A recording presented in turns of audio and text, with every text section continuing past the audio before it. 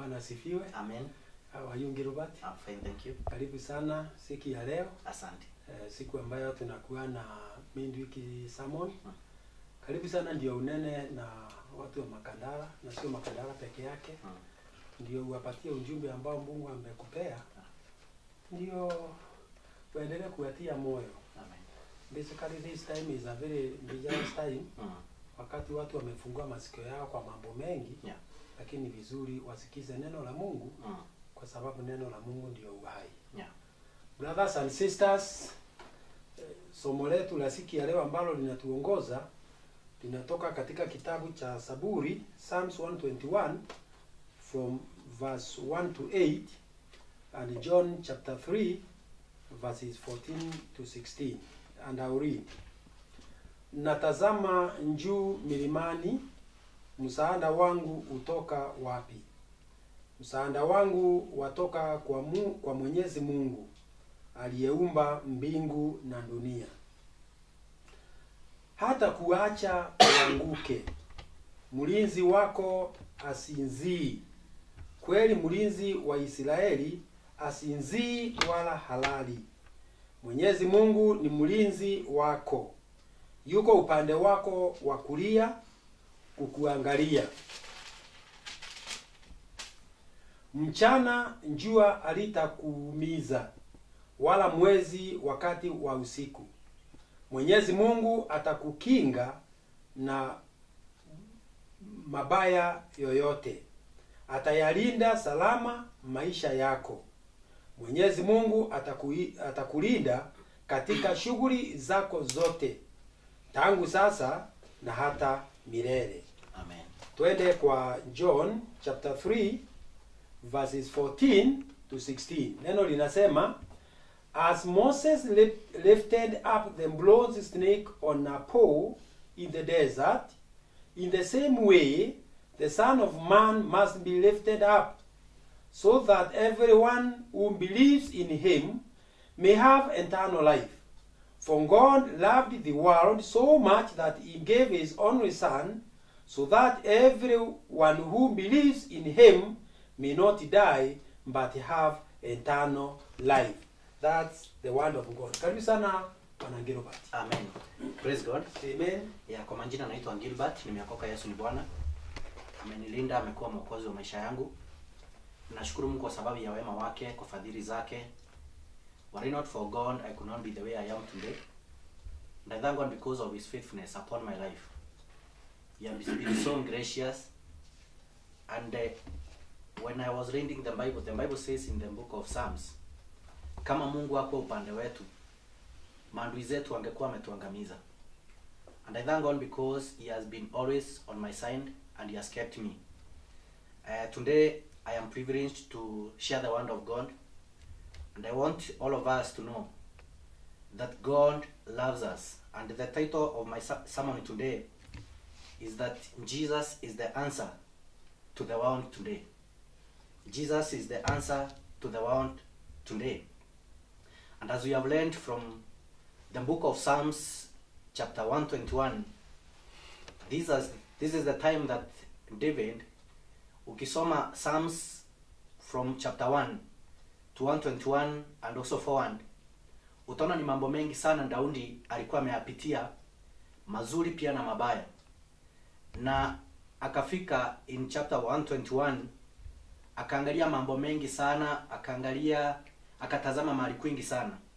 And now he is asking, if I look onto mountains, nikiangalia milimani, msaada wangu watoka wapi? Na anasema msaada wangu unatoka kwa Mwenyezi Mungu. It means David and looked to many things and also to many areas, na akitafuta msaada, lakini he realized that his help can come from God, the maker of heaven and earth. Therefore God was not only a God of ills, but he knew that also God is the maker of heaven and earth. And I want today to ask you a question as I continue. Where do you go for help in this life? In this time that you are living today, in the world you are in today, where are you going for help? When everything and when all things are becoming and disappointing us. When the people that we trusted, we cannot trust the governments any longer. We cannot trust even the people that used to help us any longer. Because as it is, life is becoming tough and tough. Where do you go for help in life? Where are you going for help in these times that we are in? We were told that we need to go to in our houses to buy a mask and all these things that we are doing. But really, can we get help from all these things? Even as we continue, we see things becoming worse and worse. And I want to tell you today, brothers and sisters, that we need to come to a point like where David came, na akasema msaada wangu unatoka kwake Mwenyezi Mungu, the maker of heaven and earth. And the Lord that we are serving today is not only the God of hills. He is the God of mountains. He is the God of heavens and earth. He created heavens and earth. There are times in life we don't know where to turn and who to seek for help. Like it is now, we need to understand and to ask ourselves, where is our help? Sometimes we become so desperate. We cannot understand and we cannot get any help from anywhere. But we need, when we lift our eyes on Christ Jesus, when we lift our hope in God Almighty, then we get our solution. We get our problems sorted out. Because He is the maker of heaven and earth. He is holding us each and every time. Then I am asking a question. When you cannot find someone and somewhere to go to, when you are looking for help and you cannot get help, what is the solution and what can you do? And I want to tell you, brothers and sisters, if you are smart, I can advise you that the only thing you can do, it is to turn to the Lord and seek His help each and every time. He is the Lord who helps us. When you read in Psalms chapter 9 verse 9, the Lord is a refuge for the oppressed, a stronghold in the times of trouble. There is no other solution we can find. He is the Lord that owns us, the strongholds in times of trouble. Like we are going a lot of trouble, we should not run looking for other help. We should not run looking for other solution from anywhere else. But we need to fix our eyes on Christ Jesus, who is the solution of this world we are living in. He is the answer to all our troubles. He is the answer to all unanswered questions that we are asking each and every day. And when you read in the Psalms chapter 10 verse 14, but you, O God, see the trouble of the afflicted. You consider their grief and you hold them with your hand. You are a helper of the fatherless. This is the God that we are serving. This is the God that we need to depend on. Daudi alikuwa ameangalia akaona hawezi pata msaada mahali kwingine. Na akasema, I lift up my eyes on God. That is where my help comes from. The maker of heavens and the earth. So this is what I'm telling you, brothers and sisters. That we need and we have only God who can give us, who can be the answer to our problems. And when we read in the book of John chapter number 3, where I want to mention my sermon, chapter 3 verse 14 and 16. The Bible says that as Moses lifted a bronze snake in the wilderness, therefore the Son of Man shall be lifted, that whoever believes in Him shall not perish, but have an everlasting life. He shall have eternal life. And therefore today, I want to tell you, kama vile Musa alivyoinua nyoka jangwani, ndivyo Kristo naye alivyoinuliwa, ndio yeyote atakayemtazama asipotee, but he shall have eternal life. Where are you looking? Do you know who has been lifted in your life? Do you know who you should look onto? There are many people dying because they ignored to look the bronze snake that Moses had prepared for the people of Israel. The same way Christians and the same way the world is ignoring Christ Jesus who came from heaven. Because the Bible says, for God so loved the world that He gave His only begotten Son, that whoever believes in Him shall not perish, but have an everlasting life. There is someone who came from heaven. He came with a solution to the world. And this is Jesus Christ, the Lord and our Savior. With that we should look unto Him and we shall get the solution of our lives. There is no other way, brothers and sisters. The only way is to look unto Christ Jesus, who was the solution, who owns our future, who owns us. Jesus Christ is only the solution. There is no other solution that we have in this life. To them that don't know Christ Jesus, they are crying days and nights. But for them that love Jesus Christ, know that he came from heaven for the sake of you and me. And therefore, since he came from heaven, akacha mamlaka yake, he came because of me and you. And therefore, we are saved through Christ Jesus. And there is a solution. If we are in Christ Jesus, then we have everything that we desire and we need in this life. I want to tell you one thing. I see people today learning with a lot of things. People doing good things thinking that they will get a solution.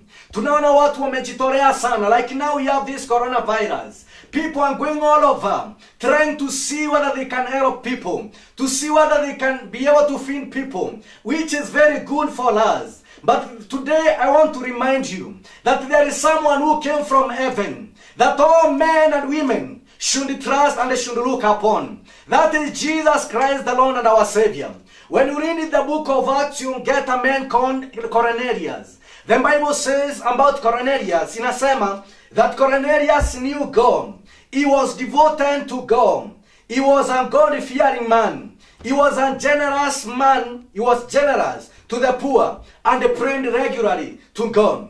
But you do know what, brothers and sisters? Cornelius, when you read, God is confirming here through an angel that your prayers and gifts to the poor have been received by God as an offering. But do you know what? It is until God sent a Peter to go and preach about Jesus Christ to Cornelius that Cornelius knew about Jesus. It means he was doing good things and great things. Like the way people are doing, even them that are not born again. They are doing good things to others. They are walking with God each and every time. But the question today, do you know the one who came from heaven? Do you know who has been lifted up? That is Jesus Christ. The solution to our troubles and problems today. Until we are born of God, until we are born again, then it means whatever else you are doing outside, getting saved through Christ Jesus, there is nothing and it will not take us. Therefore, today, brothers and sisters, we need to get Jesus Christ, who has a permanent solution to the troubles that you are going through. And I want to preach to you today. Niwaambia ya kwamba Kristo alikufa msalabani kwa ajili yetu. And therefore we need to receive him in our lives. The good things we are doing cannot save us. The things that you are doing, even helping others, cannot save us. The only thing can save us from the troubles you are going through, it is if we accept Christ Jesus as our personal Savior in our lives. Hallelujah. Amen.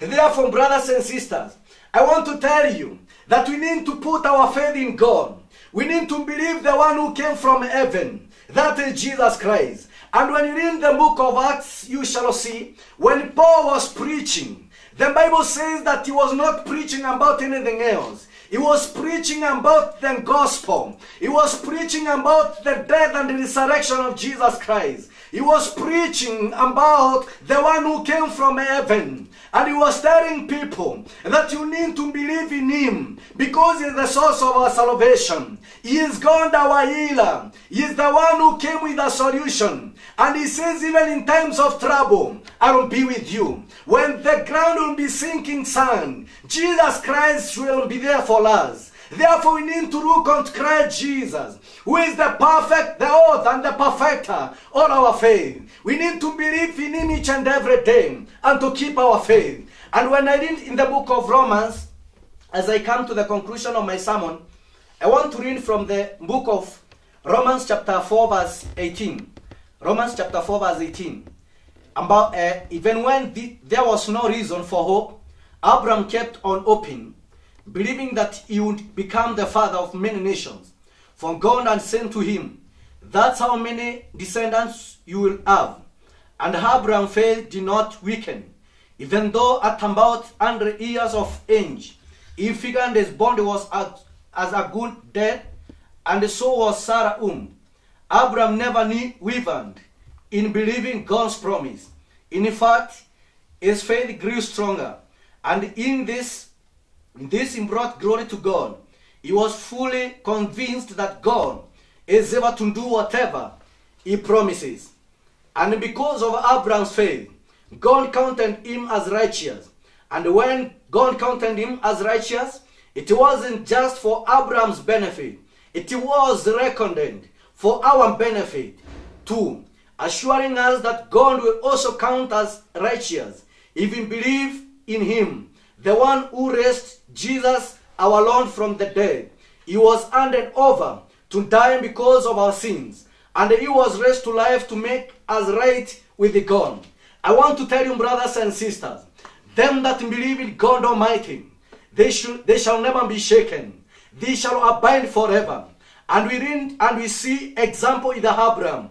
The Bible says that even when there was no reason to hope, Abraham kept on hoping. Brothers and sisters, even the one we are living in today, even if there is no solution, there is no reason for us to hope, you can still keep on hoping. Hata wakati umeona shinda zimekukandamiza, na unaona ni kama hakuna solution katika maisha yako, you shall still keep on hoping. There is no time that hope will disappoint you.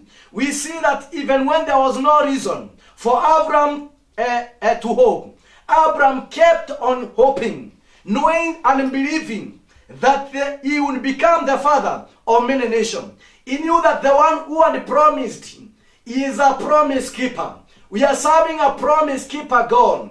He keeps the promises that he has promised with us. If he promised to protect us, that's what God shall do. If he promised to bless us, that's what he shall do. If he says that, for I know the plans that I have for you, and the plans to prosper you and not to destroy you, it means exactly that. God has good plans for you. Anything else that comes contrary to what the Lord has spoken, then it doesn't come from God. It comes from the evil one. Therefore, brothers and sisters, despite even of not getting any reason for us to hope, we can still keep our hope alive in Christ Jesus. The Bible says that, and even Abraham, faith did not weaken. Hata wakati alijitazama akaona miaka ile aliishi, alikuwa amekufa tayari, because he was too old and he did not know how he would get a child. Even the same way with Sarah. But the Bible reckons very well that the faith, Abraham's faith, did not weaken. The Bible says, in fact, his faith was strengthened more and more, because he knew that the one who promised him is a promise keeper, and he shall fulfill whatever he promised. Hallelujah. Amen. Therefore, brothers and sisters, we are serving a promise keeper God. We are serving a God who keeps his promises. If he promised that he shall protect us and he shall walk with us, ijapokuwa nitapitia kwenye bonde la mauti, sitaogopa, maana Mungu yu pamoja nami. Katika bonde ambalo tunalipitia la corona, mambo ambayo tunayapitia, makanisa kuwa yamefungwa, kitu moja tunajua ni kwamba hatutamuacha Mungu. Tunajua Mungu yuko upande wetu. We shall rise again and become what God expected us to become. It is for us to lift our faith in God. It is for us to believe in the one who called us,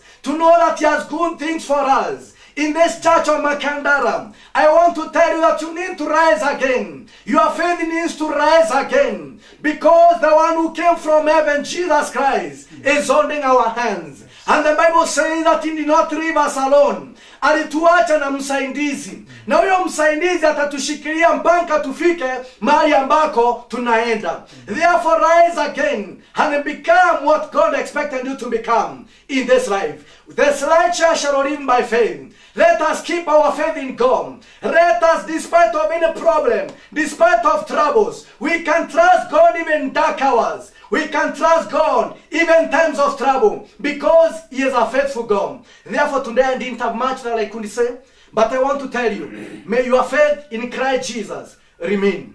And doing things, good things, that does not guarantee us to inherit the kingdom of God. The good thing we can do, brothers and sisters, it is to accept Christ Jesus as our personal Savior. We follow Him. Jesus says that I am the way, the truth, and the life. No one goes to the Father but through me. Therefore, Jesus is the way. If He is the way, He shall lead you each and every day.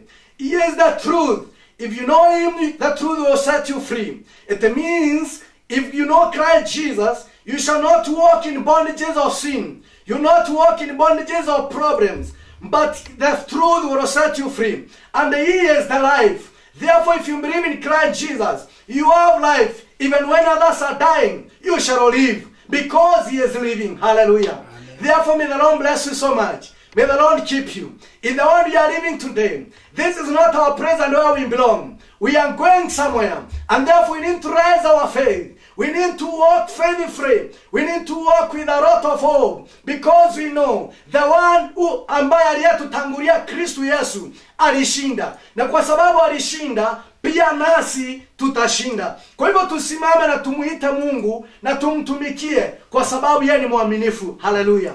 Therefore, may the Lord bless you so much, and God keep you so much.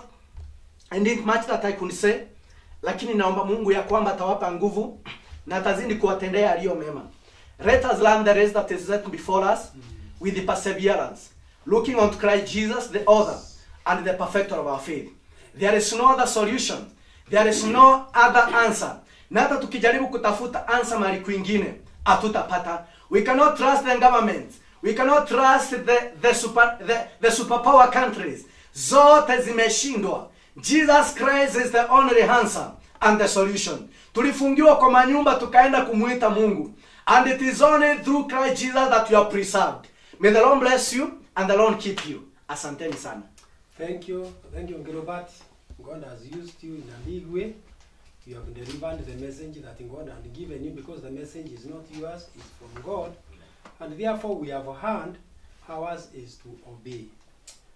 Basically, if you read from Psalms 19, from verse 45, all through to Psalms 31, it talks basically about the prayer for deliverance, for protection, and for help. Prayer, prayer, prayer. So because we have been in the mood of prayer all through, brothers and sisters, as the one has said, let us not tire up. This God who promises, because He has promised us, He is a God who keeps His promise. He is a God who delivers His promise. Not only delivering, He delivers the right thing and the right time. Amen. So God bless you all and live for this God. Let us pray. Mwenyezi Mungu, katika jina la Yesu Kristo, tunakuja mbele yako tukisema ni asante kwa kutupea nafasi nzuri jinsi hii ndio tuweze tukasikia ujumbe wako. Sasa tumeusikia na tumeambiwa wasiwasi kina ubaga ya kwamba Jesus is our problem solver. Kwa hivyo si zote tuendelee kumtazama, kumwangalia, shida zetu zote tuzipeleke pale msalabani na yeye mwenyewe atatutatulia. Sikia leo Mwenyezi Mungu, tunajikabidhi mikononi mwako, ndio utembee pamoja nasi, kwa sababu bila wewe hatuwezi tukaenda mbali.